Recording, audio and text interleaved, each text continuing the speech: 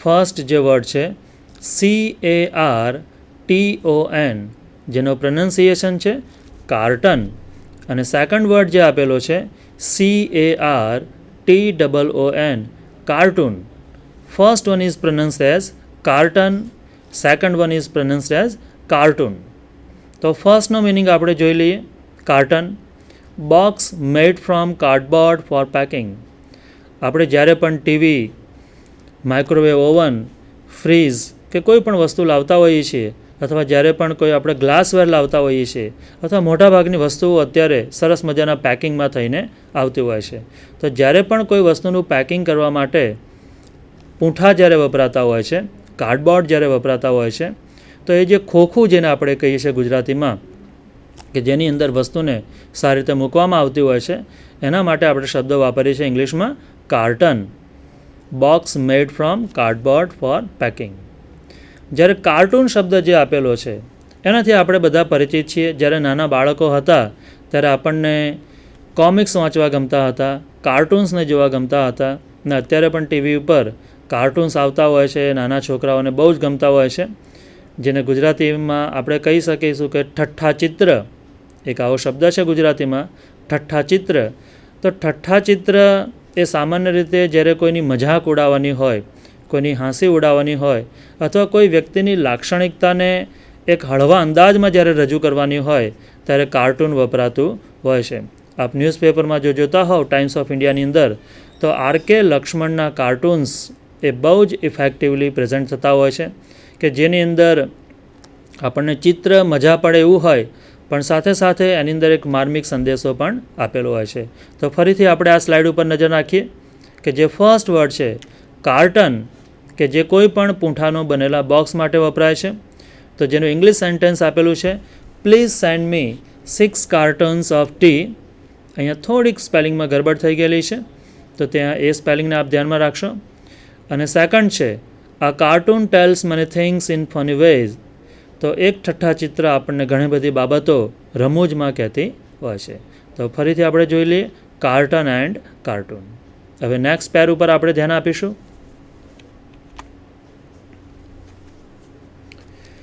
આ બંને શબ્દો આપણને એકદમ સામાન્ય લાગે છે, આપણે એની સાથે સારી રીતે પરિચિત પણ છીએ. બંનેના પ્રનન્સિએશન સરખા છે, પરંતુ બંનેના સ્પેલિંગ અને બંનેના મિનિંગ્સ અલગ અલગ છે. First word CHECK, check, and second one is CHEQUE, check. એટલે કે બંને બોલાય ત્યારે સરખા જ બોલાય છે, અને પ્રનન્સિએશન સરખા છે, પરંતુ બંને જુદા જુદા કોન્ટેક્સ્ટમાં જુદા જુદા સ્પેલિંગ, જુદા જુદા મિનિંગ સાથે વપરાય છે. તો ફર્સ્ટ વર્ડ ઉપર આપણે ધ્યાન આપીએ, ચેક, CHECK, જેના ઇંગ્લિશમાં મિનિંગ્સ આપેલા છે two control something or someone, two examine. તો બે અર્થ આ રીતે થાય છે કે કોઈ પણ વસ્તુ ઉપર આપણે જ્યારે નિયમન કરતા હોઈએ, કોઈ પણ બાબત ઉપર જ્યારે નિયંત્રણ રાખવા પ્રયત્ન કરતા હોઈએ, તો ચેક શબ્દ એવો વપરાય છે. ચેક એટલે નિયંત્રણ રાખવું અથવા નિયમન કરવું. અથવા બીજો શબ્દ જે એક્ઝામિનેશન સાથે સંકળાયેલો છે, આપ ઘણીવાર શબ્દ વાપરતા હશો કે અમારી આન્સર શીટ ચેક કરવામાં આવી. ચેક કરવામાં આવી એટલે એની જે પણ કંઈ લખાણ લખેલું છે એને ધ્યાનમાં લઈને જે માર્ક્સ આપવાની જે પદ્ધતિ છે એને પણ આપણે ચેક શબ્દ સાથે વાપરીએ છીએ. ચેસની અંદર પણ ચેકમેટ એવો શબ્દ પણ આપણે વાપરીએ છીએ. એટલે કે ચેક શબ્દના જે ગુજરાતી મિનિંગ છે નિયમન રાખવું અથવા નિયંત્રણ રાખવું. જ્યારે બીજો શબ્દ ચેક કે જે બેંક સાથે સંકળાયેલો છે, કોમર્સ સાથે સંકળાયેલો છે, કે જ્યારે પણ કોઈ બેંકની અંદરથી આપણને પૈસાની જરૂર હોય ત્યારે આપણે અથવા કોઈને પૈસા આપવા હોય અને જો કેશ આપવા ન માગતા હોઈએ તો આપણે એને પે ઓર્ડર જે આપતા હોઈએ છીએ, એક સ્લીપ આપતા હોઈએ છીએ, જેને આપણે ઇંગ્લિશમાં ચેક કહેતા હોઈએ છીએ. તો એનું ઇંગ્લિશ મિનિંગ છે pay order of money in a bank. તો એનું જે સેન્ટેન્સ આપેલું છે please send a check of ₹50,000. તો કમર્શિયલ લેટર્સ આપણે જ્યારે લખીશું કમ્યુનિકેશનની અંદર નેક્સ્ટ સેમેસ્ટરમાં, અથવા ઘણાને આ સેમેસ્ટરમાં પણ હોઈ શકે છે આ ટૉપિક, તો એની અંદર આપણે ચેક કંપનીને જ્યારે મોકલવાનો, કોઈ ફેક્ટરીને મોકલવાનો હોય ત્યારે આ રીતે વાપરતા હોઈએ છીએ. તો ફરીથી આપણે આ બંને શબ્દો પર ધ્યાન આપીએ. ચેક, જેના ઇંગ્લિશ મિનિંગ છે two control something or someone or two examine, જેનું ઇંગ્લિશમાં સેન્ટેન્સ આપેલું છે the government should check the rising prices. અત્યારે જે કિંમતો વધી રહી છે ને આપણે બધા જ અપેક્ષા રાખીએ છીએ કે ગવર્મેન્ટે આ જે વધતી પ્રાઇસીસ છે એને નિયંત્રણમાં રાખવાના પ્રયત્નો કરવા જોઈએ. તો આ વસ્તુ જ્યારે પ્રેઝન્ટ કરવાની હોય ત્યારે ચેક શબ્દ આ રીતે યુઝ થાય છે. હવે નેક્સ્ટ સ્લાઇડ ઉપર ધ્યાન આપીશું આપણે.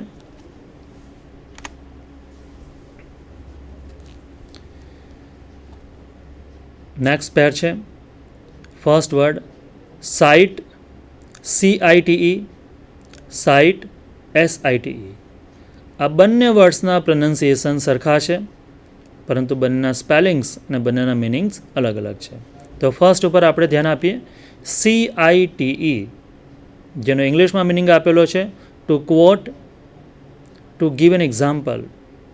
જ્યારે પણ આપણે બોલતા હોઈએ છીએ ત્યારે આપણી ભાષામાં લાક્ષણિકતા લાવવા માટે, આપણી લેંગ્વેજને વધારે પાવરફુલ બનાવવા માટે આપણે કોઈક વ્યક્તિના અવતરણો ટાંકતા હોઈએ છીએ, કોઈ વિધાનો ટાંકતા હોઈએ છીએ, કોઈ ઉદાહરણો આપણે વાક્યમાં ટાંકતા હોઈએ છીએ. અથવા જ્યારે પણ પરીક્ષામાં લખતા હોઈએ ત્યારે આપણી વાતને સચોટતાથી રજૂ કરવા માટે અથવા આપણને જે મુદ્દો રજૂ કરવો છે એને વધારે સારી રીતે સમજાવવા માટે અન્ય કોઈના ઉદાહરણો હોય, અન્ય કોઈના વિધાનો હોય તો એને આપણે ટાંકતા હોઈએ છીએ. એટલે સાઇટનો ગુજરાતીમાં મિનિંગ થશે ઉદાહરણ ટાંકવું. તો ઇંગ્લિશમાં જે મિનિંગ્સ આપેલા છે ટુ કોટ અથવા ટુ ગીવ એન એક્ઝામ્પલ, કોઈ વસ્તુને ઉદાહરણ તરીકે રજૂ કરવી. તો ઇંગ્લિશનું જે સેન્ટેન્સ છે, he cites from well known authors when he delivers the speech. તો પોતે જ્યારે પણ પોતાનું વક્તવ્ય આપે છે ત્યારે પોતાના વક્તવ્યમાં એ જે પ્રખ્યાત લેખકો છે એમના ઉદાહરણો ટાંકે છે. બીજો વર્ડ છે સાઇટ, SITE, જેનો ઇંગ્લિશમાં મિનિંગ છે place of construction or a place. તો કોઈ સ્થળ ઉપર જ્યારે બાંધકામ થતું હોય તો એના માટે સાઇટ શબ્દ વપરાય છે. સાઇટ શબ્દ અન્ય ઘણી બધી રીતે પણ વાપરી શકાય છે. માનો કે આપણે કોઈ સુંદર મજાનું દ્રશ્ય હોય તો આપણે કહીએ છીએ it's a very beautiful sight. તો દ્રશ્ય માટે કે કોઈ સ્થળ માટે પણ સાઇટ શબ્દ આપણે વાપરી શકીએ છીએ. પણ મોટે ભાગે કોઈ પણ જગ્યાએ જ્યારે બાંધકામ થતું હોય ત્યારે સાઇટ શબ્દ એવો વપરાય છે. ઘણીવાર આપણે સાંભળીએ છીએ કે એ સાઇટ ઉપર ગયા. સાઇટ ઉપર જવું એટલે જે જગ્યાએ બાંધકામ થાય છે એ સ્થળની મુલાકાત લેવી. તો ઇંગ્લિશમાં જે સેન્ટેન્સ આપેલું છે, this is an ideal site for our factory. તો આપણી ફેક્ટરી માટે આ એક આદર્શ સ્થળ છે.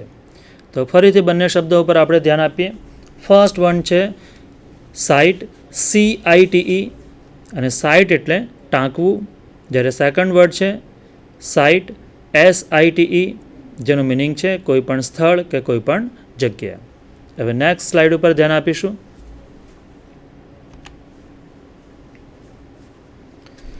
આપણે જોઈ શકીએ કે બંને શબ્દો લગભગ સરખા લાગી રહેલા છે, પણ બંનેમાં એક નાનકડો ચેન્જ છે. બંનેના પ્રનન્સિએશન સરખા છે. તો ફર્સ્ટ ઉપર આપણે ધ્યાન આપીશું. કોમ્પ્લિમેન્ટ, COMPLEMENT, અને જેના મિનિંગ છે that adds to one another, કે એકની અંદર બીજાને ઉમેરવું. અથવા બીજી રીતે કહીએ કે એકની ખામીને બીજાની ખૂબીથી ઢાંકવી. અથવા જ્યારે કોઈ એક વસ્તુમાં કંઈ ખૂટતું હોય તો અન્યમાંથી લઈને એની પૂર્તિ કરવી. એવા જુદા જુદા અર્થો પણ આપણે કાઢી શકીએ છીએ. અને જે ઇંગ્લિશમાં સેન્ટેન્સ આપેલું છે, man and woman are complement to each other.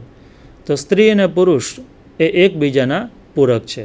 તો ગુજરાતીમાં જે શબ્દ છે પૂરક હોવું, એટલે કે એકની ખામી બીજાની ખૂબીથી ઢાંકવી, એકબીજાને આ રીતે હેલ્પ કરવી, તેના માટે કોમ્પ્લિમેન્ટ શબ્દ વાપરી શકીએ છીએ. એની સાથે સેકન્ડ વર્ડ છે કે જેની અંદર PLI આવે છે, COMPLIMENT. એટલે માત્ર આટલો ચેન્જ છે, પરંતુ બંનેના પ્રનન્સિએશન સરખા છે. તો સેકન્ડ વર્ડ ઉપર આપણે ધ્યાન આપીએ. કોમ્પ્લિમેન્ટ, જેનો ઇંગ્લિશમાં મિનિંગ છે ટુ ગ્રીટ, વિશ ઓર પ્રેઝ. જ્યારે પણ કોઈ વ્યક્તિને આપણે શુભેચ્છા આપતા હોઈએ છીએ, કોઈ પણ વ્યક્તિના વખાણ કરતા હોઈએ છીએ, માનો કે કોઈ વ્યક્તિ પરીક્ષાની અંદર બહુ સારો દેખાવ કરે છે અથવા કોઈ જગ્યાએ સિદ્ધિ પ્રાપ્ત કરે છે, તો આપણે તરત જ એને કાર્ડ મોકલતા હોઈએ છીએ, એને રૂબરૂ જઈને પણ શુભેચ્છા આપતા હોઈએ છીએ. તો અંગ્રેજીમાં આ વસ્તુ માટે શબ્દ વપરાય છે કોમ્પ્લિમેન્ટ. આપ પણ આપના કાર્ડમાં વાપરતા હશો, વિથ બેસ્ટ કોમ્પ્લિમેન્ટ્સ ઓફ એમ કરીને કાર્ડ રજૂ કરતા હશો. તો આ શબ્દ કોઈના વખાણ કરવા માટે કે કોઈને શુભેચ્છા આપવા માટે વપરાય છે. ઇંગ્લિશમાં આપણે એનું સેન્ટેન્સ જોઈએ. I compliment you on your success. તમારી સફળતા માટે હું આપને શુભેચ્છા આપું છું. તો બંને પેર ઉપર આપણે ધ્યાન આપીએ. કોમ્પ્લિમેન્ટ COMPLEMENT અને બીજો છે COMPLIMENT. પહેલાંનો મિનિંગ છે કોમ્પ્લિમેન્ટ, એકબીજાના પૂરક હોવું, જ્યારે સેકન્ડ છે કોમ્પ્લિમેન્ટ, એનો મિનિંગ છે કોઈને પણ શુભેચ્છા આપી, ટુ ગ્રીટ, વિશ ઓર પ્રેઝ. હવે નેક્સ્ટ સ્લાઇડ ઉપર આપણે નજર નાખીએ.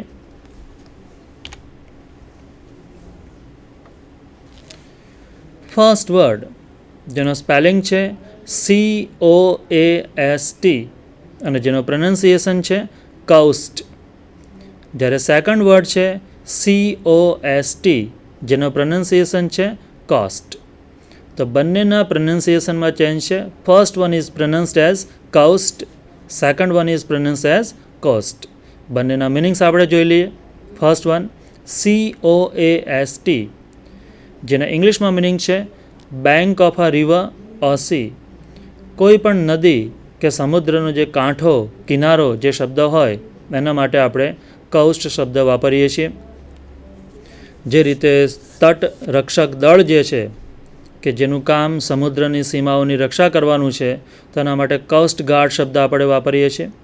ગુજરાતનો દરિયા કિનારો એ સૌથી લાંબો છે અન્ય રાજ્યોની સરખામણીમાં, તો એના માટે આપણે કોસ્ટ લાઇન શબ્દ વાપરીએ છીએ, જે ઇંગ્લિશની અંદર સેન્ટેન્સમાં આપેલું છે. Gujarat has a very long cost line, કે ગુજરાતનો દરિયાકાંઠો બહુ લાંબો છે. એટલે કે કોસ્ટ એટલે કે દરિયા કિનારો, દરિયાકાંઠો. જ્યારે બીજો જે વર્ડ છે COST જેનો ગુજરાતીમાં મિનિંગ થાય છે કિંમત, અથવા કોઈ વખતે આપણે કહેતા હોઈએ છીએ કે આ વસ્તુ મને આટલામાં પડી અથવા આટલી કિંમતમાં પડી, તો એના માટે આપણે કોસ્ટ શબ્દ વાપરીએ છીએ. તો cost in English means price or charge, કોઈ પણ વસ્તુની કિંમત અથવા જે મૂલ્ય થતું હોય તે. અને એનું જે ઇંગ્લિશ સેન્ટેન્સ આપેલું છે, the cost of living is rising day by day. આજે આપણે બધા આમાંથી પસાર થઈ રહેલા છીએ કે જીવન જરૂરી વસ્તુઓની કિંમત અત્યારે દિવસે દિવસે વધતી જાય છે, એટલે કે મોંઘી થતી જાય છે. તો આ શબ્દ આ રીતે યુઝ થાય છે. ફરીથી બંને ઉપર આપણે નજર નાખીએ. First one is called cost, COAST જેનો મિનિંગ છે કોઈ પણ દરિયા કિનારો અથવા નદીનો કાંઠો, જ્યારે સેકન્ડ વન COST કોસ્ટ જેનો ઇંગ્લિશ મિનિંગ છે પ્રાઇસ ઓર ચાર્જ. હવે નેક્સ્ટ સ્લાઇડ ઉપર આપણે નજર નાખીશું.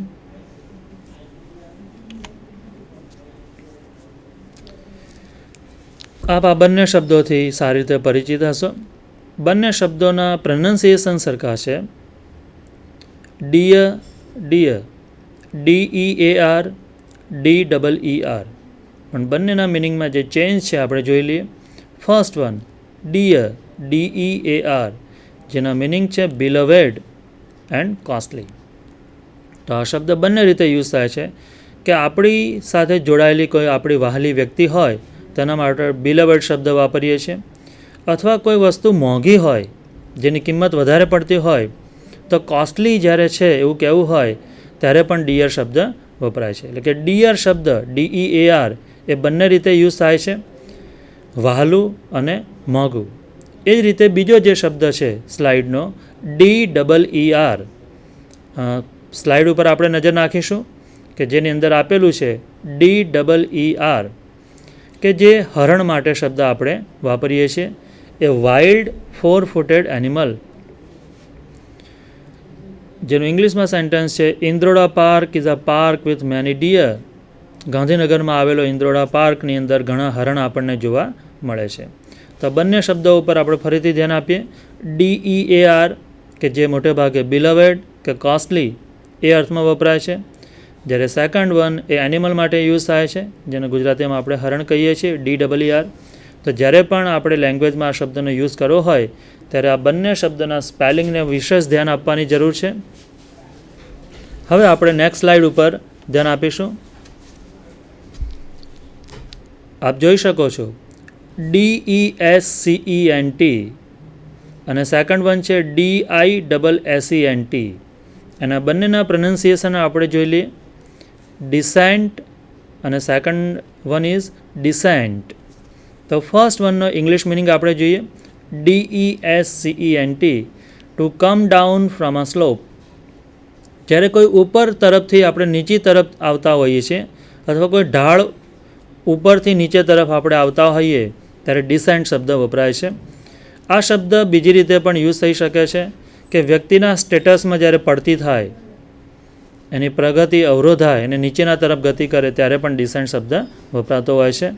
તો ઇંગ્લિશમાં જે મિનિંગ આપેલા છે to come down from a slope, અને ઇંગ્લિશમાં જે સેન્ટેન્સ આપેલું છે the descent is very dangerous.